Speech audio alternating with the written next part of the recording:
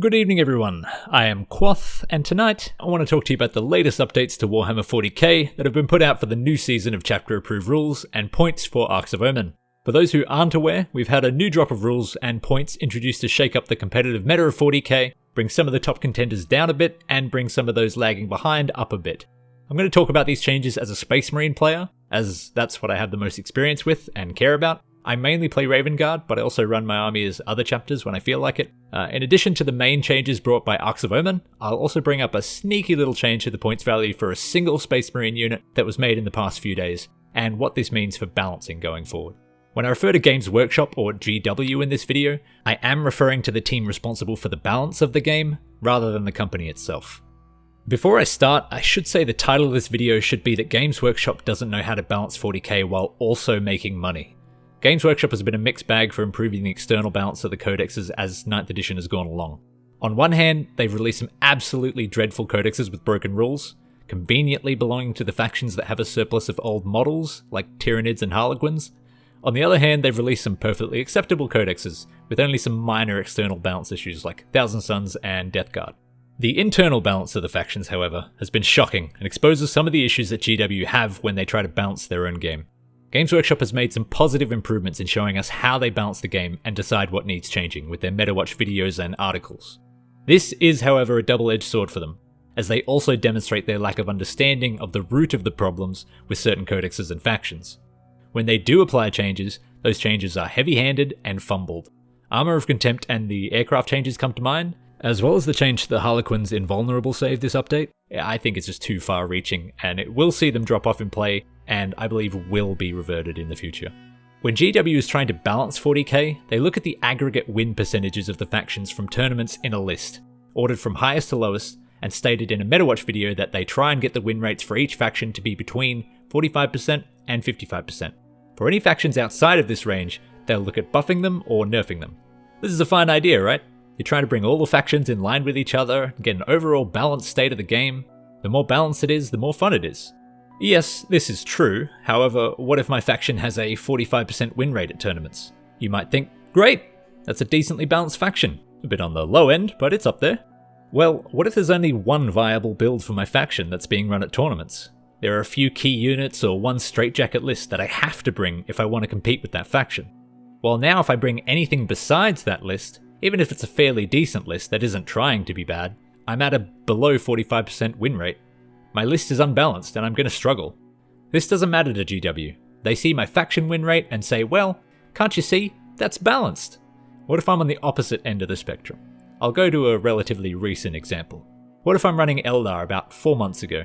Harlequins are really good, so I include a detachment of them with my Eldar to boost my effectiveness and round out my list.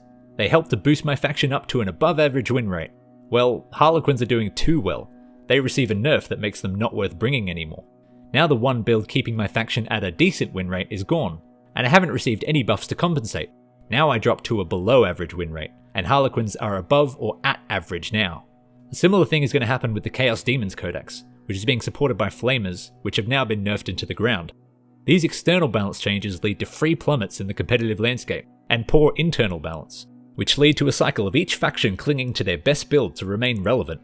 This is compounded with the release of new codexes, which have generally led to that codex dominating the meta for varying periods of time. Ironically, being the only faction that can run a suboptimal build because of how good they are. These new codexes become the focus of balance after GW has sold all the models they can for it, and the internal balance is continuously ignored. When they do address the factions that are on the lower end of the win rates, they make lazy, sweeping changes that lead to broken builds within that faction, which will drag up the win rates whilst leaving the rest of the faction builds floundering at best. All the while they hold up a single faction that is not at the top of their leaderboards like Blood Angels winning a tournament as a testament to the balance of their game. Anyone has a chance in our system. External balance is not the only factor that needs to be considered in balancing. Internal balance is just as important if the goal is fun. GW may be trying to balance all their factions to this 45-55% band before moving on to internal balance, but this is folly. They'll never achieve external balance. They need to put more resources into the balance team so that they're not required to cut corners and make holistic, lazy changes. This leads me to the latest changes in the balance data slate and points changes focusing on my beloved faction, Codex Space Marines. The purpose of going over Space Marines is that it's a faction I'm familiar with, and serves as a good case study of why Games Workshop doesn't know how to balance 40k. I'll start by going over a brief history of Space Marine balancing since the MetaWatch article started being produced regularly in October of 2022. We start off having had Armor of Contempt for about 5 months. Despite this, Codex Space Marines are looking at a poor win rate of 39% aggregated. So we should be lined for some boosts, right? Maybe include Dark Angels at a 45% win rate and Blood Angels at 48%. I mean, we're 6 percentage points down from being at a GW approved win rate. Oh, I've got a boost for you, alright? Bam. A whole 1 extra victory point on a secondary nobody was taking nor will take now that requires you to play sub-optimally in order to reliably achieve. Oh yeah, don't say I never do nothing for you. I would have even accepted it if they removed the restriction of only gaining it once per turn and keeping it at 3 points. Then you wouldn't be punished for flipping multiple objectives in the same turn. But no. To no one's surprise, this didn't see the overnight success of turning Codex Space Marines into the competitive juggernaut they were hoping for. But people were optimistic. They're saving the heavy changes for the points update in 3 months. No worries, I'll just be over here being miserable with my toy soldiers for 3 months. So the balanced data slate and points changes arrive. To start with, we have 2 changes to the way Space Marines play. The first is a decent change and an admission that they don't know what they were doing and changed something that didn't needed changing since they reverted the combat doctrine system to the way it was in 8th edition, where you choose when you want to advance into the next doctrine. I'm glad for this change, but my god it looks bad to go this far back to fix something that wasn't broken to begin with. If there's an issue with the chapters that have good heavy doctrines being overpowered if they can stay in them all game long, the fix is to balance the chapter's doctrine, instead of changing the way doctrines work to avoid having to worry about it. The second change is one that seems good on paper, but I really can't see having that much of an effect on Codex Space Marines armies. The change is that if troops hold an objective during the command phase, they can move off of it and still control it. During the MetaWatch video on this, the section on Space Marine focused on the idea that the shooting-based Space Marine armies were doing worse than the assault-based ones, and they wanted to focus on boosting these armies more so. In a shooting-based army, you still need something to capture your home objective and or be near it so your opponent can't just deep strike onto it and take it. I could see a use case for taking the mid-ground objectives and moving back to deny your opponent charges into the objective, but I really don't see this change being too substantive for shooting Space Marine armies. Assault armies will love it though, so God bless them. Now, the points changes. Oh boy. Points drops, free war gear, new detachment, oh my. Everything on average is 12 to 25% cheaper in points. Aren't you happy? Aren't you so ecstatic now? No, I'm not. I wanted changes, I wanted improvements, but not like this. This is the laziest set of changes I think I've seen since Armor of Contempt. Anything that's been OP or hard to balance in the past has remained the same or similar points, like Company Vets, Vanguard Vets and Centurions, and everything else got free war gear, with a couple of exceptions that really don't make sense when you compare them to other units. Terminators are cheaper and have free war gear now. What's that? You actually liked taking Lightning Claws on them because they're a bit cheaper? Well, guess what? It's no longer a tactical choice you've made to offset points elsewhere, you just made the wrong decision. At least until these changes get rolled back and modified. If GW wanted the units to be overall cheaper, why did you not reduce the cost of the base model and scale the cost of the war gear to suit? Assault Terminators have to take either Twin Lightning Claws or a Thunder Hammer and Storm Shield. Drop the cost of the base models further and then point the weapons appropriately. Maybe the points remain the same as before. Maybe the weapon options are a bit cheaper in general. It's not hard, especially since GW has no qualms about costing the same weapon differently for different units. It's frustrating to see, as this just destroys the internal balance of the codex for the sake of the external balance. We were at a point before where, whilst everything was a bit expensive for the value you got out of it, they were relatively well costed when compared to the other units in the codex. Now some units are disgustingly cheap for no discernible reason. Why can I take the objectively worst weapon option and the objectively best weapon option and they cost the same? Now I'm actively handicapping myself for not choosing the correct weapons.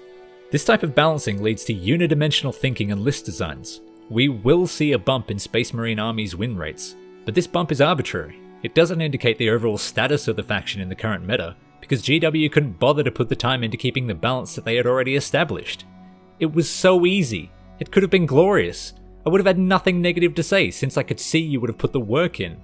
But here we are, we're in this room now. Now I'll go on to the little development that we had in the last couple of days. So without so much as a wet fart to notify us, GW updated the points cost for a single unit on the points changes document. GW has updated its points documents in the past, but this change was made to a single Space Marine unit, the Inceptors. The change made to Inceptors when the points changes were released was, say it with me now, free war gear. They got their previously expensive 20-point plasma exterminators for free.